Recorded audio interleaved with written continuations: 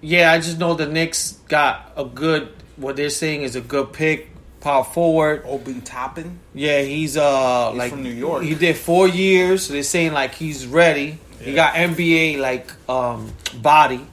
Oh, Like, he big. Yeah, like I think he's a power forward. yeah. So they're saying that even though like they're not worried about his rebound numbers and stuff because he's like probably like a new type of power forward nowadays.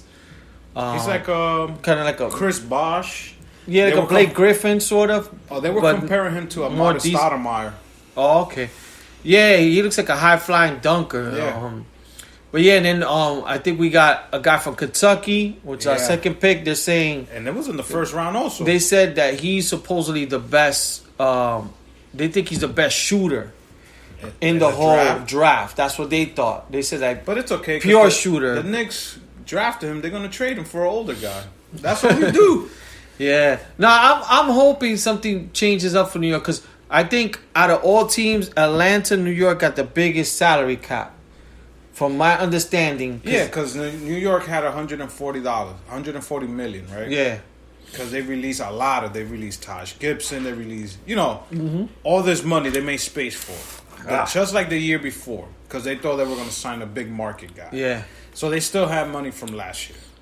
The thing is, nobody wants to come to us. Then we draft these young players who are going to become superstars, but then we trade them for the older guy that has 2 more years to go. For what? To be honest, you know what the Knicks would need? They would need someone like a CP3 because they would need like a point guard that could get them the ball. But you know how much we're going to have to let go for him? No, I know. It's already too late. I'm just thinking in my theory because we got a lot of young talent. We got RJ Barrett. We got young talent. We just need like a good guard that could like give the ball up. But yeah, so there's a lot of stuff going on. I know Phoenix got CP3. I think they got someone else, or they're looking to say. I know. I think Cantor went back to the Trailblazers. Yeah. Adams from OKC went to Steve Adams. Yeah, I think he's in not the Lakers. One of those top teams. I just saw the alert this morning. It's not the Mavericks. No, not the Mavs. I saw the alert this morning. It's been a lot of trades and a lot of people like. I was just showing Lee. What's his name? Hayward. Yeah, Gordon Hayward. He's going to Charlotte. He signed with Charlotte. So it's been a lot of trades going on right now. Yeah, I don't know. I was afraid the Knicks were going to try to go after him, but I'm glad they did. After who? Gordon Hayward. Yeah, they do have to. Oh, he's going to the Pelicans. Steve Adams, yeah. So he's going to be playing with this kid. Zion. With Zion. And fucking... And what's that? Ball. Yeah. So, yeah. So there's a lot of good trades there. You got Marcus Morris back to the Clippers. John Wall's asking for a trade. John Wall will be good for the Knicks. Joe Harris is with the Nets. Yeah, there's a lot of players I didn't even know who they were. Like, Knicks signed some kid named Alec Burks. Like, I don't know who's that. So, basketball, all the info that we have now is a lot of trades going on, and a lot of guys switching. Like Van Vliet just signed with the Raps again for a good deal, 85 for 4. I think the Knicks were saying him too, but I'm glad they didn't go after him. Yeah, it's I'm glad with the team we got because they're young, like you said. They could shape them into being great players, and then go from there. What you thought about Charlotte Hornets drafting the LaMelo Ball? I mean, I don't know too much about him. I mean, I know he's good, but he's young. But I don't know. He looks like he has skills, but it's like he went straight from high school to European. But to be honest, that kid, he's been good in all the leagues. Yeah. He did work when he was young. He's the one that scored 100 points in the game. And then when he went to Europe, he did better than his brother. Mm-hmm. And then he, what else? Yeah, like everywhere he's gone, that kid's done good. So I got a feeling that he's gonna be better than his brother. So if that's the case, I think he's gonna be a good pick. I mean, this draft, the only thing I knew was that first guy that they were talking a lot about. I think Jordan is tired of losing, and he's trying to bring that North Carolina, like a exciting team. Yeah. And of course, LaMelo Ball is gonna bring eyes to that team now, cause it's Charlotte. I remember Charlotte when fucking Larry Johnson was there. Bugsy Ball. Like, that team was exciting Alonzo back then. Mourning, yes. Yeah. And then after all those players left, and I'm glad Larry Johnson came to the Knicks. Yeah. That three he hit to fucking take us over, that shit was a shit. Even Jordan said it himself. I saw on a podcast that he did, or like an interview with a cigar company, and he said that what fucked up the Hornets a lot was they had I think the biggest fan base, like back then when they had the Hive. They had the consecutive sold out in history of NBA. Yeah, so they had a great fan base, but what happened was I think then they turned to Pelicans, to New Orleans, and then he goes, ever since that happened, that the city was like not happy with it. Yeah, and so even when they got a baseball team, even when they came back, they were pissed off at them. Yeah, they don't even got a baseball team. I think the closest... They got the Durham Bulls. The only other thing that they follow over there is fucking probably college basketball. Because North Carolina... of course, yeah. You got the Panthers, too. Yeah, but... But yeah, no, the college basketball is what is really the fan base over there. Yeah. Now, if you bring excitement to the Charlotte Hornets, because that... To be honest, that was a cool jersey... Then you had Grandma Ma, who was fucking over. You know what I'm saying? Yeah. And Jordan was like, "Yo, when I was a player, because I think I saw that same interview. He was like, I'm a player. Like, I know what I had to do to be a winner. Yeah, I have to change that mentality into ownership now. Cause how to be a winner as an owner? Because I'm still trying to become a winner still as a player. Because he still think he could play." Yeah. So he has to change that into how to bring more excitement, how to bring wins. And he was like, look, even because him and Derek Jeter are close. Yeah. And Derek Jeter asked him for advice before he became the owner of the Marlins. Yeah, and shout out to Derek Jeter. He hired the first female general manager.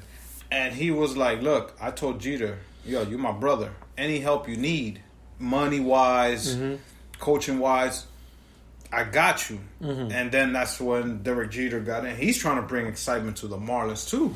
Yeah. Problem is, he had to release Giancarlo because of the big contract. But he had to start from the beginning. But the Marlins won the playoffs, right? I think that was this season. But that was 60 games. Imagine it was a full season. But like with I think they were if I remember correctly, they were either I think both the youngest team and the lowest salary cap. No, the lowest salary cap was Tampa Bay. Tampa Bay, sorry. Yeah, all right. Tampa Bay whole roster was worth the same amount of money that Crenshaw and Betts together. Mookie Betts, yeah.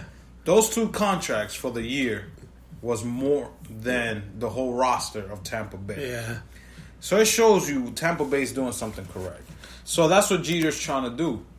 He's trying to do what the Yankees did when he was with the Yankees. The Yankees homegrown their players. You know what I'm saying? They have their farm. Yeah, the farm system. And the prospects they fucking draft. So that's what Jeter's trying to get that mentality into the Marlins. The last time the Marlins had excitement is when they were in the World Series back in... With Hernando. And Renteria, the Colombian shortstop. And that was the only fucking World Series they got. So imagine trying to bring that now. That excitement. So let's see basketball starting next month, December 22nd. It gets... I'm excited because it's only a month away. It's literally a month away. Yeah, no. And not only that, people, we also got the Mike Tyson fight happening next Saturday. And there's a UFC fight going on tonight. whatever her name, Slevchuk, Valentina, whatever. Shevchenko. Yeah, she's fighting tonight, and then there's another guy, blonde hair guy, who's fighting. But yeah, no, I'm looking forward to the Mike Tyson fight. I'm trying to think of what else is going on. I don't know what's going on with the UFC card. I know Conor, I think, signed already for January 23rd. Yep. So it seems like he's gonna fight. And then we'll know more, like with the other fights. The other thing tomorrow, Sunday, Survivor Series for you wrestling fans. Survivor Series, Undertaker's 30th year. I actually thought he was retired, but I didn't know he was. This is supposed to be his last match, and I got a feeling it is his last match, but we never know. We've said that so many times. Well, he has a contract with WWE that he signed until he's 75 years old. Yo, Vince McMahon, Vince McMahon is smart, though, because he don't want nobody to use him. Who's going to use him? But it's good for Undertaker because he's going to get paid until he's 75 years old. He gave him, with that, that's great. That's great. That's like he's 55. He gave him he's doing him a favor. Yeah. So he could use him one time, he could use him no time. I just hope he's just hooking him up with money. That, or he could be backstage helping the new guys coming up and like, yo, this is how you do it, this is how you do it. You know what I thought about wrestling would be smart if what I would do for WrestleMania, I would try to do the Brock Lesnar fight and Cormier as a hand-to-hand. The thing is, Brock is not signed with WWE anymore. But you pay him, he'll come back. Yeah. And you give Cormier, and you don't have to test him. No. And you give him Cormier, the fight that they were gonna do, and they're both. Everybody gonna know it's gonna be fake. But now, who will you make? No, but like make it real, sort of. Oh, like a UFC. Yeah. Come on, Al. Will you be in? I mean. You're going to be in, but if they say that, they'll take a lot of people. Oh, from the UFC fan base? Yo. Even Dana White will be like, yo. All they have to do is 3 rounds, 3 minutes. No 5-minute shit. And then they can even make up a fake belt if they want to. They could make a BMF type of belt, but they could make up they could make up their own hardcore, like, type of thing. Bare knuckle hardcore match.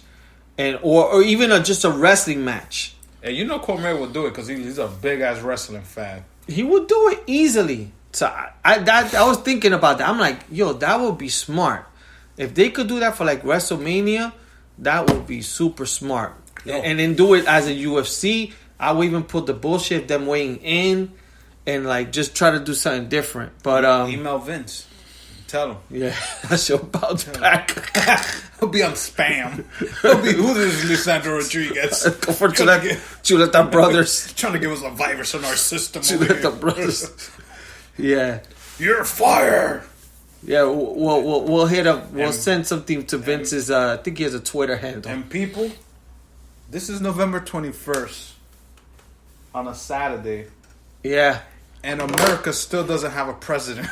Yeah. Yeah, the only president we have is the one we buy in the bodega, and that's the beer. That's true, man. We still don't have a president, people. Yeah. He still doesn't want to, what they call it? Concede that he lost. No. And then Trump is slick. He goes, like, he supposedly said it, like, I'm fine with it, but he took it back. Yeah, no, but while he does that so this guy could put his arms down. Then he can investigate him and still try to find his loopholes to then. Problem is, he's trying to stay until the last day he can because he's going to sign so many bills that they didn't want to be signed. This guy's going to start a war. He's going to sign, like, no more fucking government help to, like, in welfare. Yo, Trump. Yeah, he's signing a lot of shit. He's signing everything. He did something in Alaska. When he first joins in January 21st, he has to cancel all that.